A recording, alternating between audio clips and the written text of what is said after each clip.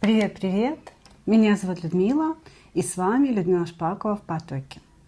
Ну вот, мои дорогие, я вернулась из своего путешествия, и мы начинаем с вами работать точно так же ежедневно из моей домашней студии. Наш сегодняшний разбор называется так: «Скучает ли он по вам? И как собирается действовать?» У нас с вами будет 3 позиции. Пожалуйста, загадывайте ваших мужчин. И о чем же мы с вами будем сегодня разговаривать?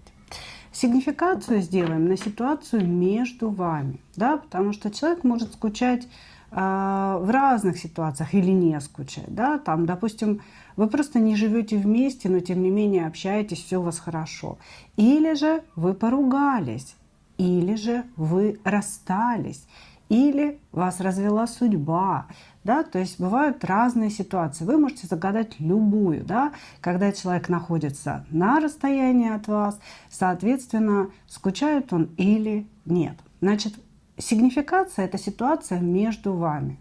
О чем же, собственно, речь?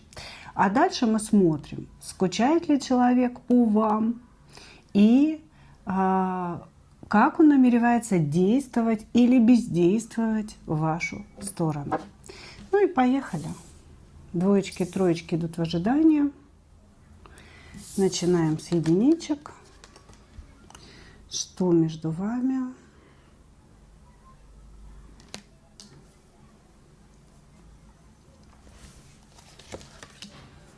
Угу.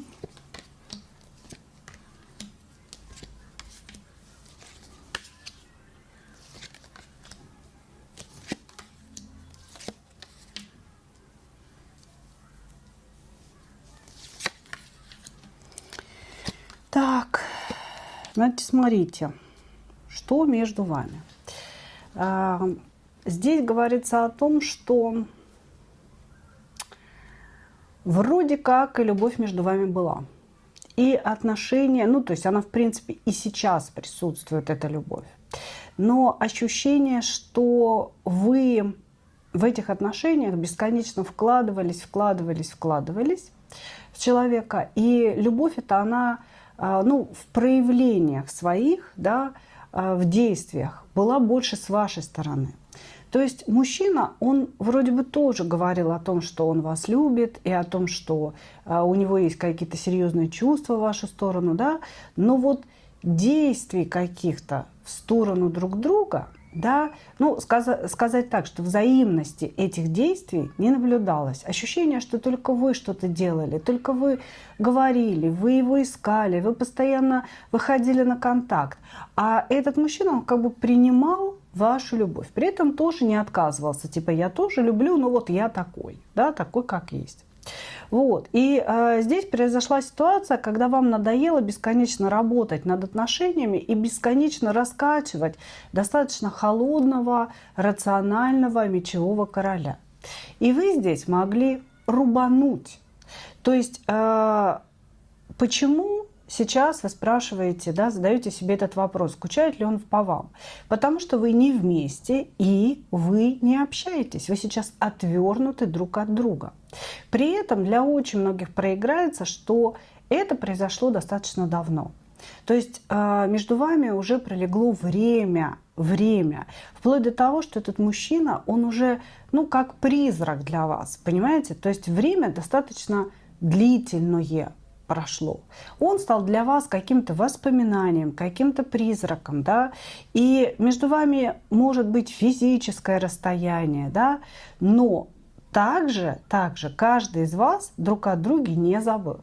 И вы, ну, может быть, знаете, там, штудируете его социальные сети, и он делает то же самое. То есть каждый из вас занимается наблюдением, он со своей стороны, вы со своей стороны, наблюдением друг за другом. Значит, вы и не против были бы, может быть, восстановить отношения, но уже на каких-то своих условиях, на том, чтобы мужчина тоже вкладывался в эти отношения. А мужчина здесь почему-то занимает очень горделивую, упрямую позицию. Типа того, что он на контакт не пойдет. Хотя по 9 мечей ему здесь значительно хуже, чем вам. Просто, видимо, такой скрытный человек, понимаете? То есть он не готов как-то обозначать свои чувства и свои страдания. Ну вот, если себя узнали, вы даже можете писать стихи. Ну, конечно, не отсылать ему, да, а писать куда-то в стол, может быть, ночью, какие-то строчки приходят вам в голову, вы их записали или забыли записать, да, ну и, в общем, живете себе, да, и вот постоянно вот это вот состояние вдохновения, подумайте о нем, грусть какая-то, печаль на вас накатывает, и можете что-то такое сочинить. Хорошо. Ну, давайте посмотрим на колоде «Маленький принц». Скучает или нет? Это такая колода сама по себе, она скучающая. Я ее специально взяла на эти ответы, чтобы уж точно скучал. Никуда не делся. Скучает ли он? Да. Он, так интересно, тайно в вас влюблен. Интересно, да? Так вроде как и отношения были, вроде вы для него и старались, но вот он все еще тайно в вас влюблен. Он еще не готов вам об этом сказать. Понимаете? Не готов. Ой, Господи, чуден мир, все взрослые люди, да, жизнь идет, время истончается, уходит, здоровье, молодость, красота. А мужчины у нас, они чего-то ждут, они ждут лучших моментов, да, или лучшей женщины какой-то, все ждут. И тайно влюблены. Значит, скучает ли он по вам? Да, конечно, он очень сильно скучает. Он не просто за вами наблюдает, он вообще на самом деле знает все, что происходит в вашей жизни. То есть человек, который штудирует какую-то информацию, узнает эту информацию о вас. Для него это очень важно. Вы, правда, очень важный человек в его жизни. Вот, значит, ну и опять же, да, тайно влюблен, говорит. Он видит, когда он эту информацию узнает, что вы поднялись за время, которое вы не общаетесь, что вы расцвели, что вы стали еще красивее, может быть, даже успешнее. То есть он, может быть, где-то наблюдает ваш успех, ваше продвижение по жизни. И почему-то, вот чем вы успешнее и красивее, тем у этого человека больше мыслей о том, что вы никогда не будете вместе. То есть, понимаете, очень странная такая позиция. Чувство у человека есть 100%. И уважение, и восхищение перед вами есть. Но он закрывается от этих чувств и все больше чувствует себя недостаточно хорошим для вас. Да? То есть не то чтобы хорошим в плане хороший-плохой, да? А вот недостаточно хорош для нее. Я недостаточно хорош для нее. Вот, значит, что еще с ним тут происходит в плане вас? Не один раз он уже садился писать вам письмо. Значит, это действительно письмо, это не просто сообщение, это не 2-3 слова. Это письмо, где хотелось ему выразить всю глубину своих чувств. Понимаете? Чувства светлые. На самом деле, очень такие светлые, душевные чувства, идущие из сердца. Он садился, и, кстати, может, он и написал это письмо, оно у него где-то лежит там в загашнике, понимаете? Значит, он садился писать это письмо, и вот в процессе написания, да, ведь мы же, когда что-то пишем, как будто бы разговаривая с человеком, да, мы же, по сути, изучаем себя, свои чувства к этому человеку. Да? А что же действительно я чувствую? Что же я действительно хочу сказать? Так вот, он в процессе написания этого письма, или он его оставил, или он его не дописал. Но то, что он вам его не послал, это однозначно. Понимаете? А вот он в процессе этого написания как раз-таки и осознал те чувства, которые у него к вам есть. То есть в моменте, когда были отношения, человек не понимал своих чувств. Он вел себя эгоистично, вел себя так, как вот ему удобно. Понимаете? А когда вас рядом не стало, вот тут пришла пора осознавания. Понимаете? И он, сидя вот за этим письмом, осознал свои чувства. Но, мои дорогие, да, но... Хочется спросить, какие же выводы ты, прекрасный мечевой король, сделал? Да, вроде ж как ты мечевой король. А он говорит, ну какие выводы я могу сделать? Ничего, все потеряно, ничего невозможно возобновить, поэтому пойду-ка я бухну. Понимаете? То есть здесь карта того, что человек или вообще в принципе выпивает. И любые свои переживания по девятке мечей, да, ну, такие страдательные, он заливает алкоголем. Либо конкретно вашу тему вот, не может человек внутри себя пережить, да, и как только начинает погружаться в эти переживания в вашу сторону, да, идет сразу что-нибудь выпивает, чтобы легче стало. Понимаете? Но здесь алкоголь присутствует однозначно. Однозначно. Если он даже раньше не пил, здесь, может быть, начал. Здесь прям карта человека, который выпивает, сидит из-за вас. Да, скучает, да, любит, да, не хочет признаваться в этом. И почему-то думает о том, что невозможно восстановить отношения между вами. Хорошо. Так, давайте же посмотрим, будут ли действия. У нашего пятачка. Слушайте, может, у кого-то такое прозвище есть, пятачок? Почему у нашего пятачка? Может, какое-то место у вас есть пятачок, где вы встречались? Откуда это слово вынырнуло?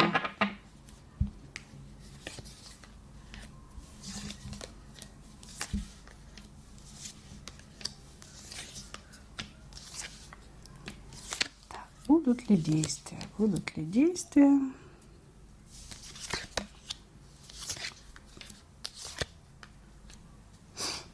Сидим, плачем. Нет, пока я не вижу действий. Здесь есть очень много импульсов к движению в вашу сторону, потому что человек реально принял для себя вашу важность. Вы для него императрица, вы для него десятка кубков. То есть вы для него женщина, которую он любит, женщина, которую он признает как, знаете, вот единственную в своей жизни.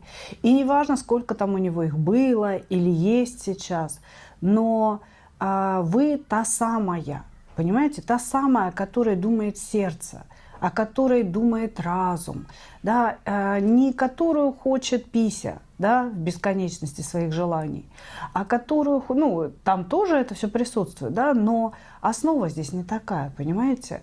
То есть здесь действительно вас хочет его сердце. И человек, понимаете, он это все осознал, но действий совершенно предпринимать никаких не собирается. Он, я бы сказала, даже боится, что судьба вас снова сведет, что вы как-то опять появитесь, и что он будет делать, и как он будет выглядеть, и как ему вообще себя вести, понимаете? То есть здесь человек, наоборот, растерян очень от одной мысли того, что вы можете снова вот как-то, знаете, появиться в его жизни и быть в его судьбе. Пока он находится в страхах, пока он находится в каком-то понимании того, что невозможно, не получится, не будет. И поэтому сидит и смотрит в окошечко. В вашем случае это, скорее всего, окно интернета, всемирной сети интернет. Вот, то сидит он туда, заглядывает и постоянно ищет информацию о вас. Эта информация его не радует, потому что вы без него точно не пропали, а лишь расцвели. В ближайшее время действий не будет. Благодарю вас. Двигаемся дальше.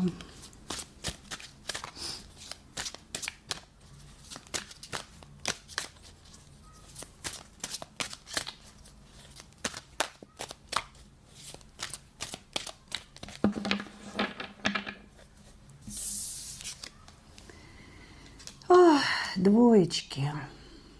Что между вами? Вы попали в сети дьявола. Здесь, вот в этой колоде, дьявол увлекает женщину. Он ее засасывает в свои сети. И этот мужчина, он вас засосал. Жили вы себе спокойно, замужем вы жили. И сейчас, скорее всего, вы замужем. Но жизнь с вашим мужем превратилась в рутину. Когда-то ваш муж был прекрасным, ярким жезловым королем, который за вами очень ярко ухаживал, который вас прям завоевывал. Но с момента, как вы вышли замуж, может быть, прошло какое-то время, да, и муж просто превратился в бытового партнера. Да. Здесь говорится о том, что вы воспринимаете свой брак как клетку, в которой вы сидите. Понимаете? И вроде бы и неплохо-то все в этом браке, и ресурсы есть, и относительно благополучия, и спокойствия. И муж, наверное, вас любит и старается для вас, но вы недовольны.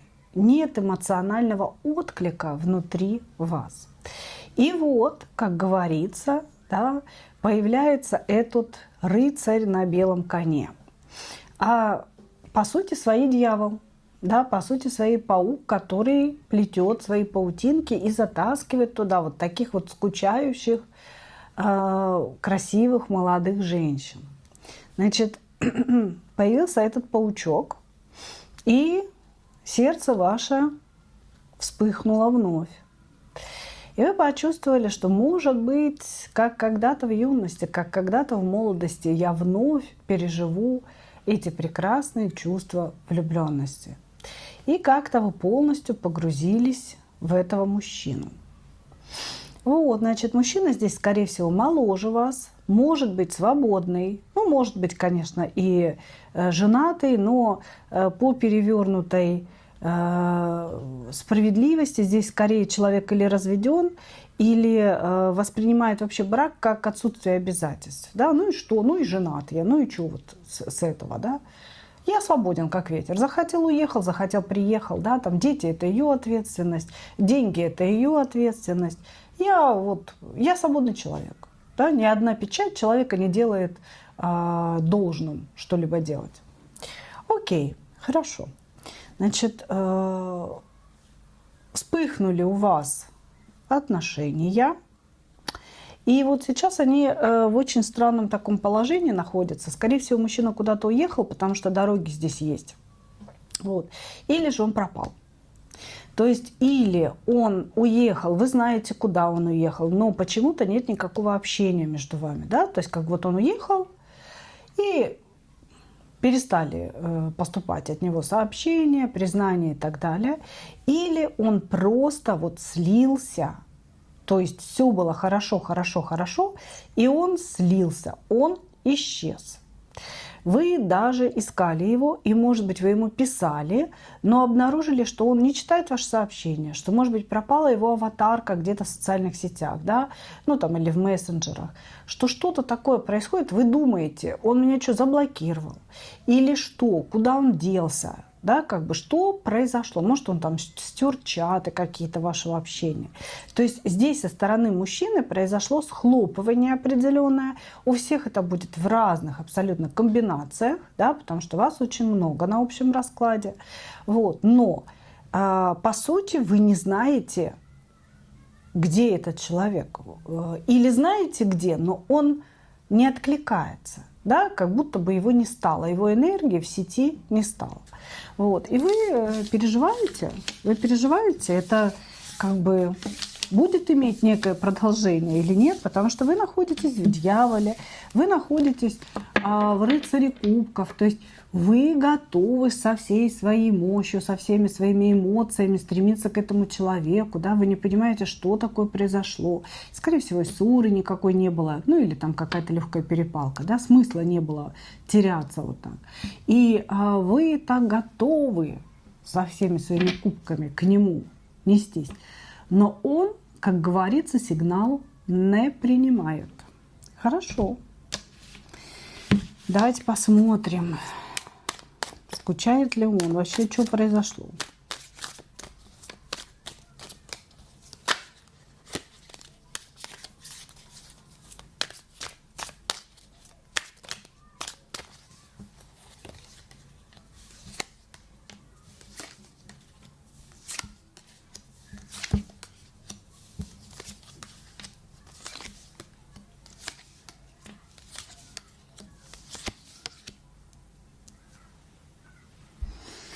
Так.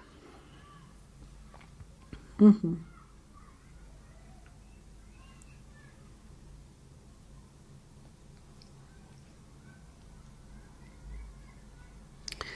У кого-то с мужчиной произошли серьезные проблемы.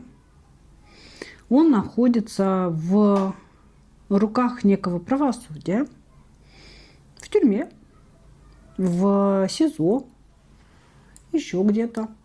Ну, то есть, как бы здесь идут проблемы с законом, и человека, возможно, как бы загребли за что-то. Вот. У кого-то человека призвали в армию, да, и это тоже как бы все карты, связанные, да, с некой законностью. Вот. И там человек тоже чувствует себя в глубочайших ограничениях. То есть сейчас этот человек от вас закрыт, полностью закрыт. И по сути, то, что он не появляется, не проявляется, оно обусловлено еще и неким внешним давлением на него. Вот, значит, скучает ли он? Ну, здесь перевернутая десятка кубков, да, и прямая двойка кубков. Конечно, он скучает. Я бы сказала, что этот человек влюблен, и ваши чувства на самом деле взаимные, да, только влюбленность здесь, она такая легкая, поверхностная. Когда люди еще не знают друг друга, а перевернутая десятка кубков — это, как бы, знаете, намек на будущее, на то, что вот я хотел бы ее глубоко любить, я хотел бы ее глубоко узнавать, да, вплоть до того, что, может быть, она там разведется со своим мужем и когда-то будет со мной. Но сейчас я ее люблю легко, потому что я ее не знаю. У меня от нее бабочки в животе, у меня от нее ручки трясутся, да, потеют ладошки.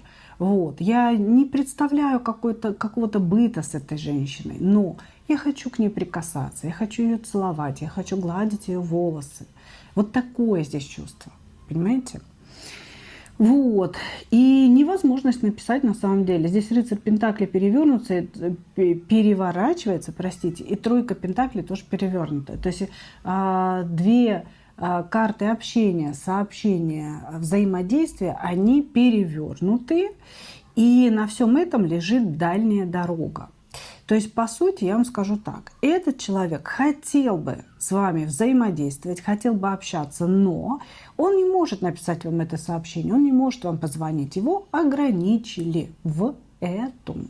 Не может. Есть люди, которые вот так или иначе в этом ограничили. Ситуации бывают разные. Может быть, это, конечно, не армия и не тюрьма.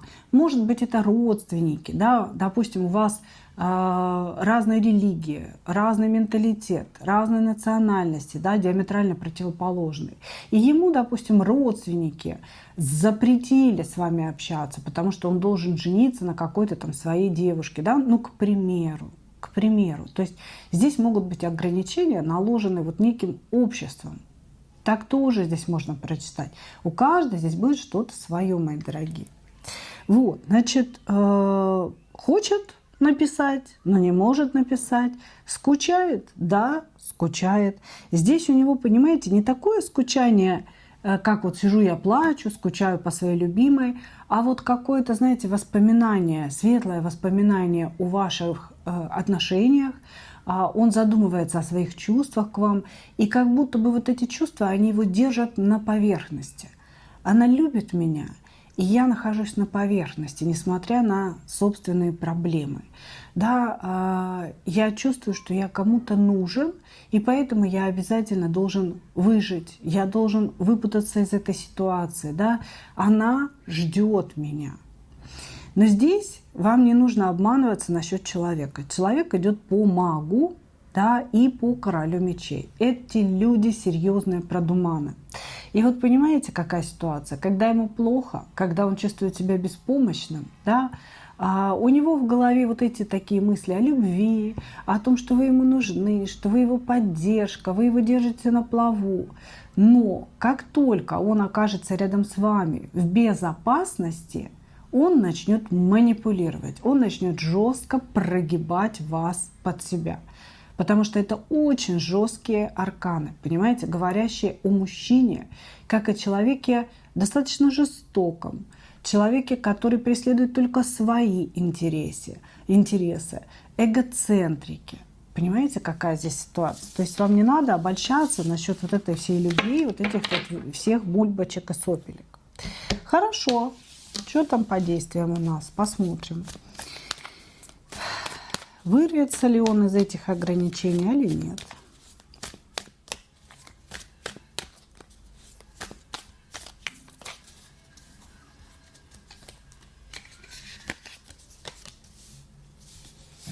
Будет ли он действовать?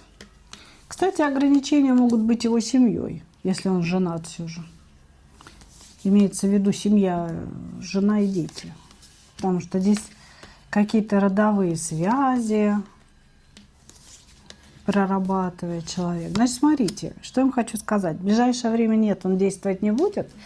Он не может. Здесь идут какие-то решения каких-то родовых проблем. Если он, допустим, пошел служить по контракту, да, ему заплатили денежки, то эти денежки идут в его семье, может быть, маме. А если он женат, жене. И он вот эти все вопросы как-то улаживает, то есть какая-то вот такая вот канитель у него происходит. Пока вы у него остаетесь в голове, в его мечтах.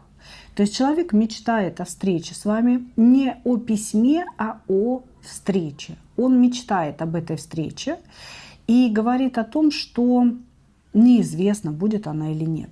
Перевернутая пятерка пентаклей, да.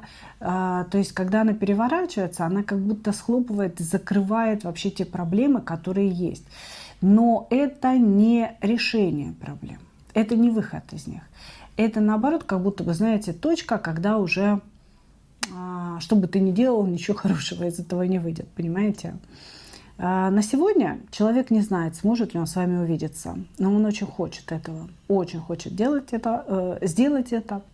И у него как будто бы стоит такой, знаете, то ли временной такой зарубочек, то ли вот я сейчас вот это сделаю и появлюсь.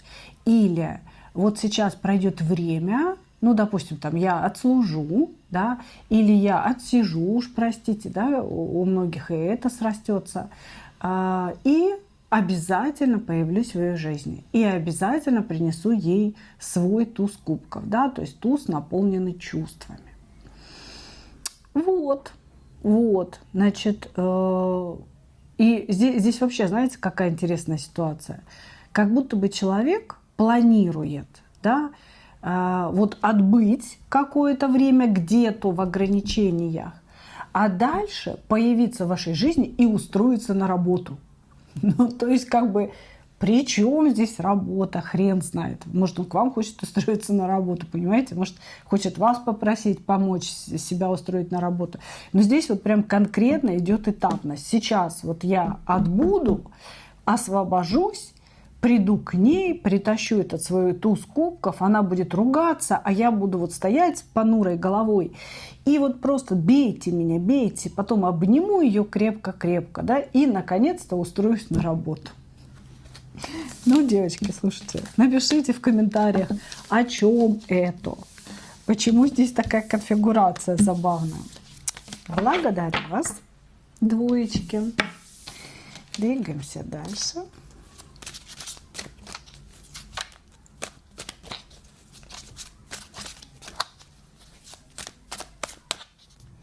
Что вы думаете? Меня вот месяц не было, да? А Лиса приходила каждый день работать. Приходила, лежала и ждала. И, наконец-то, дождалась. Теперь мы снова работаем с ней. Троечки. Троечки. Троечки.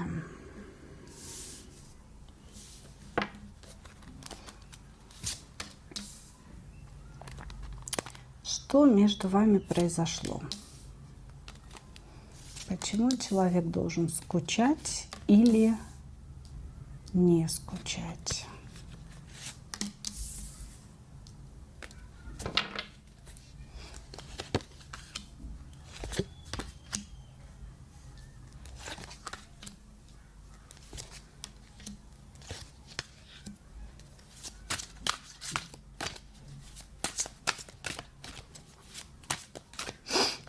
Я думаю, что-то не многовато ли женщин на одного мужчину. Так, но между вами произошла башня. Между вами произошло расставание, разрыв. Почему? Потому что мужчина здесь 100% женат. И жена у него дома это местный полководец, император, который все решает. Понимаете? То есть не он глава семьи, а глава семьи это его жена. Значит, вы здесь тоже, возможно, замужняя дама, а может быть, вы просто имеете детей. То есть вы тоже здесь в статусе императрицы. Его жена в статусе императора рядом с ним, а вы в статусе императрицы. Вот, значит, здесь мужчина, который никуда от своей жены никогда не уйдет, потому что она его держит мертвой хваткой. И держит она его деньгами, детьми, обязательствами, страхом каким-то, запугиванием. Ну, короче говоря, здесь очень-очень много привязок существует. Вот, значит, между вами возникли теплые чувства. Здесь у очень многих была близость по королеве жезлов, то есть действительно вы встречались и были сексуальные отношения. Очень многих была переписка, были теплые сердечные отношения без сексуальности. Значит, здесь получилось так, что вы прикипели друг к другу с этим человеком.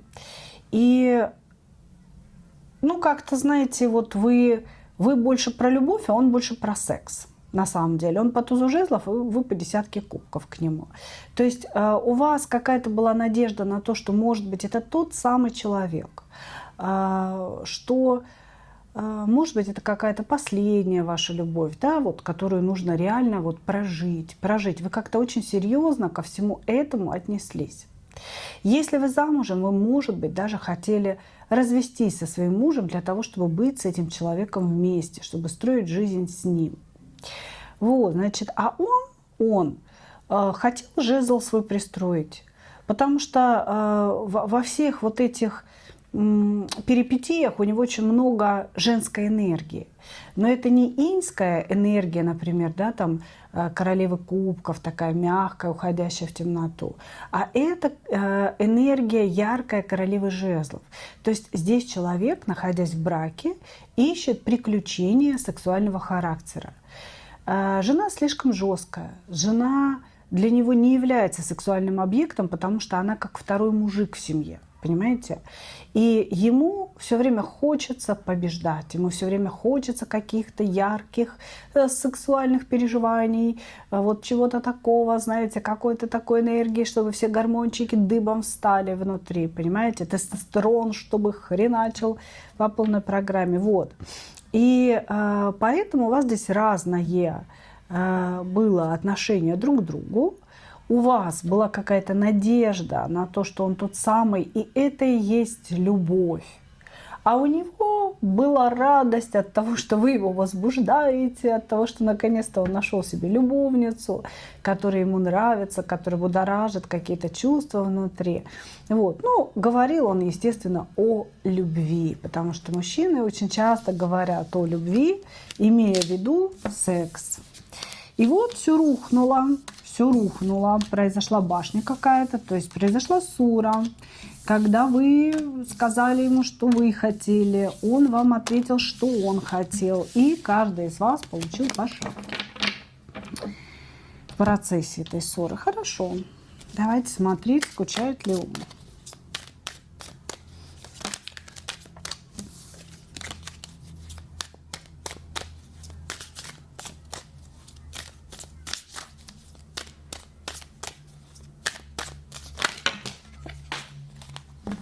Здрасте. И что это у нас тут? Простите. Будем сейчас поднимать. Чувства вашего мужчины зашкаливают. Это, знаете, скучает ли он? Да нафиг мне нужно по ней скучать. Здесь опять перевернутая башня у нас. Кончено так кончено, разошлись так разошлись, да пошла она в одно место, да я ей еще покажу, да я вот то, да я вот это. И так каждый день. Ой, не могу. Ну, такое себе, знаете, скучание. Такое. Своеобразное. Энергичное очень. Так. Ну, он о вас думает. Он о вас думает с позиции того, как она могла. У меня этот стол двигается и двигается. С позиции того, как она могла. Как она могла все это разорвать? Как она может вообще выдерживать без меня? Как она вообще... Ну, тут надо признать, что у вас вообще все ваши отношения, они идут по башне.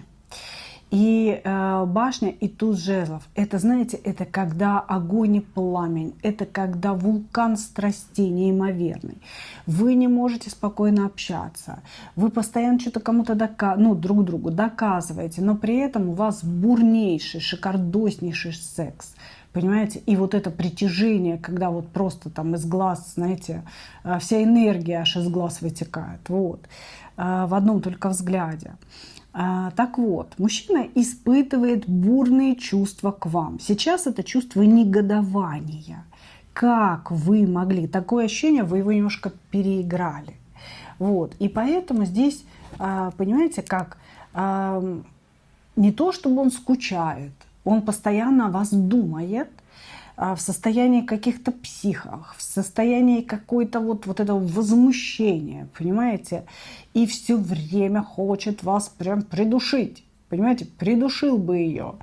Я ей еще отомщу, она еще узнает, как без меня, понимаете? Я ей еще там приснюсь во сне, понимаете?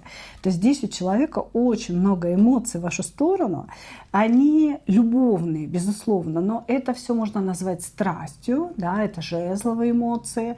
Это когда человека рвет на части без вас, но если вы появитесь в его пространстве, да, в его окружении, то он будет орать, он будет оскорблять, он будет делать больно. Почему? Но потому что больно ему внутри. Понимаете, он эту боль куда-то должен выплеснуть. И не дай бог вам мимо проходить, как говорится. Да? Это все будет выплеснуто, да, наверное, на вас. Вот. Короче говоря, он о вас думает. Нельзя это назвать скучанием. Человек о вас думает, человек эмоционирует в вашу сторону, он бесится и от того, что вы молчите, и от того, как вы там что-то могли ему это сказать, это сделать, и вообще вы его ни во что не ставите. И вот эта вот вся канитель у него в голове происходит. Причем 24/7. Или вы недавно совсем поругались, или реально он в таком залипоне от вас находится, да, что он прям не может о вас не думать. Но то, что здесь человека колбасит от вас, это прям 100%. Но сейчас еще такое, знаете, состояние, лучше близко не подходить. Лучше близко не подходить, потому что атомный реактор этого человека, да, он как бы разогрет очень сильно, да, или может быть не в порядке, да, немножко сломан. Лучше не подходить, а то взорвется. Итак, действовать будет энергичный товарищ наш.